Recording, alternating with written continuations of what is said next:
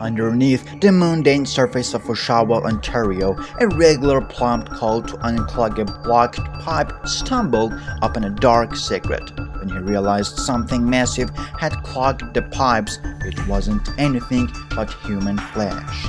The brutal sex assaults finally put an end to the innocent lives of two teenagers, Rori Hache and Candice Fitzpatrick.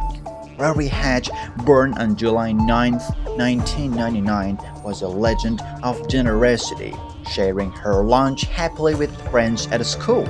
Rori even shone brighter in school, becoming the top student twice a year. In the early days of high school, Rori's life took a dark turn. She fell into substance abuse, trapped by jealous peers. She developed an addiction, but after a tough period, she confronted it and managed to quit substances with a strong willpower at the age of 17, returning to her family and studies. After a few months, she had a minor accident. While in the hospital, she disappeared after her wounds were stitched up. When her mother realized she was missing, inquiries were made. Hours passed without any trace, causing concern. Various hypotheses arose. Maybe she fled or perhaps she was abducted. During her hospital stay, she underwent tests. When the results came back, shock spread. Rori was pregnant, leading to a speculation she was taken by her boyfriend. Police and detectives intervened, launching an investigation. They questioned everyone who knew Rori, but it led nowhere as nobody knew anything. However, a disturbing event occurred sometime later in Oshawa harbor, discovered by a fisherman and his grandson. They spotted a piece of a body in the water, raising many questions. Who was the woman? Where did she come from? It was just a fragment of a body. Investigations began to ascertain if it was part of Rori's remains. Somebody killed a woman and dumped her remains. We are live over the Oshawa Harbor. Good evening. The busy spot along the waterfront is now a disturbing crime scene. The discovery made by a fisherman and his grandson. They saw a torso in the water. Lots of questions tonight, very few answers. Who was this woman? Where did she come from? Who wanted her dead? After waiting for 2 months, Rori's family finally provided their DNA for comparison, confirming on November 10, 2017, that the body part belonged to Rori Hache. The following months would be challenging for the investigators. Now, Rori's family mourns, knowing she was murdered, making it a homicide case. On December 29, 2017, a plumber responding to a call from a young couple about clogged pipes in their rental home near downtown Oshawa made a discovery. The water pipes were clogged, leading to the basement occupied by a middle-aged overseas man named Adam Strang, someone who had rented the space for over a decade.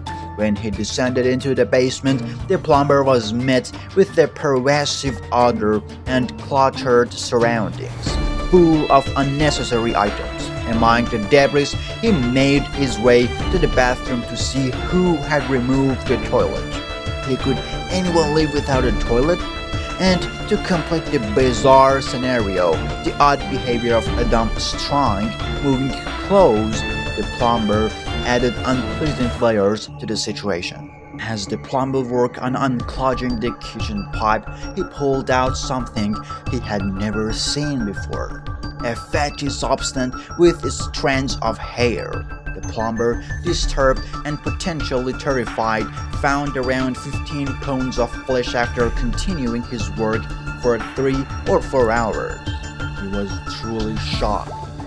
He reached a breaking point, realizing this was beyond his scope of work.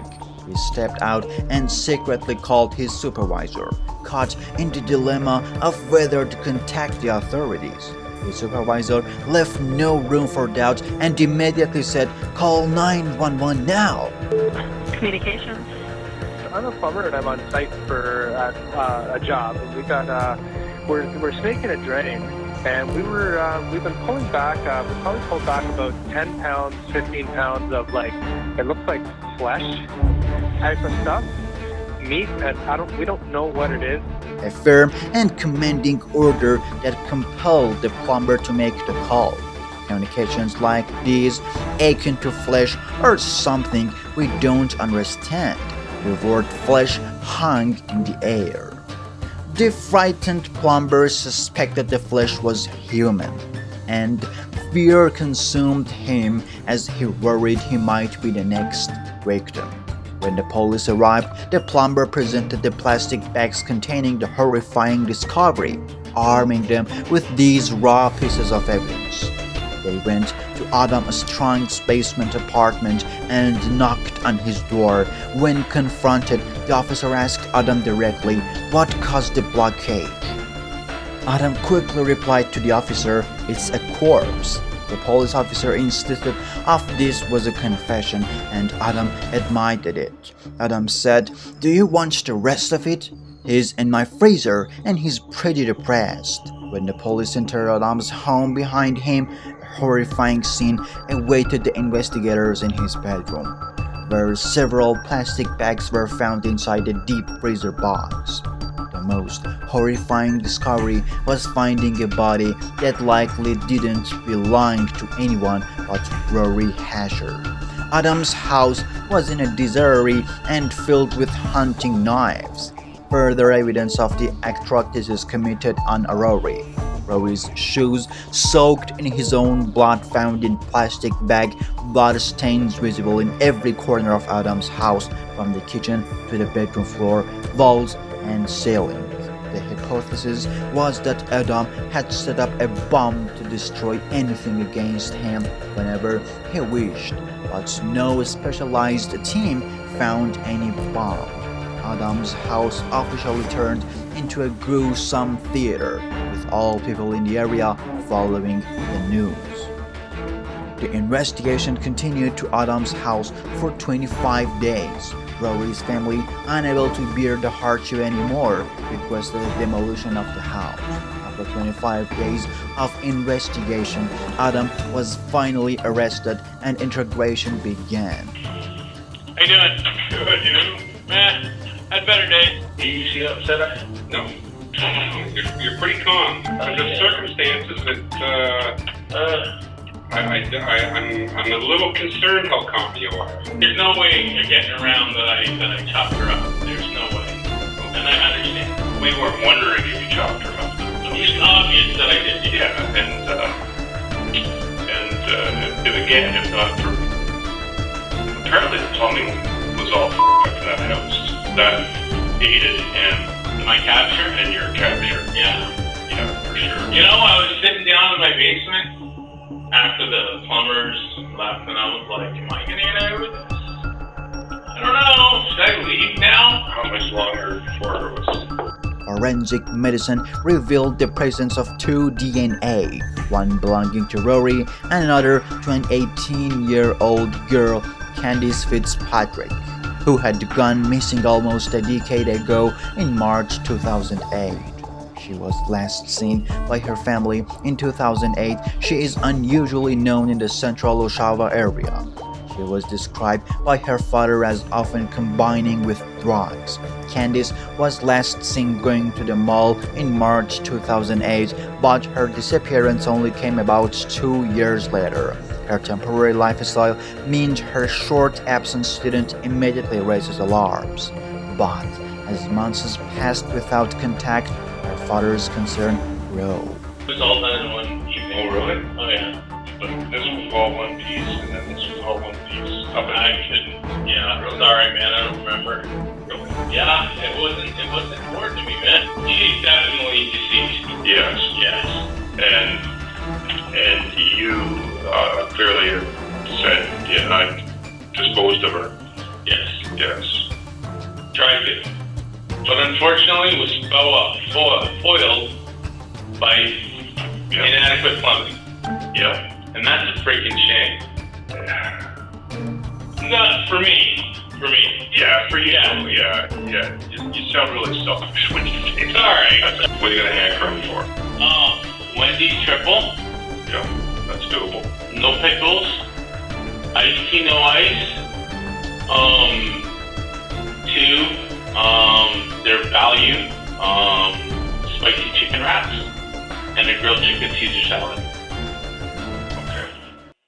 Is that outrageous? No, that's doable. Is there any way I can get a cigarette? Anyway, what is this? Oh! And a ranch and a Caesar? Oh my god, thank you. I don't know how appropriate this is, but I'd like you to pass on to her mother and her father. I would like to, and I feel this to my lawyer, and he's not interested in it. I don't understand why. Of spilling the beans and being as comfortable as I can in jail. Not like $100,000 like Picton, but like an allowance. I don't know. I don't know. Like internet access. Like I don't have anybody who's gonna buy me a TV. I don't expect to get out of jail free card. I don't. I just want to be comfortable in jail, man. After extensive interrogation, the families of these two girls awaited the verdict of this murderer. On March 27, 2021, Adam Strong's trial took place, and based on the evidence and interrogations conducted, he was sentenced to life imprisonment and he still remains in prison. Case closed. If you're into crime stories and documentaries, subscribe to our channel because we'll be posting loads of videos every day.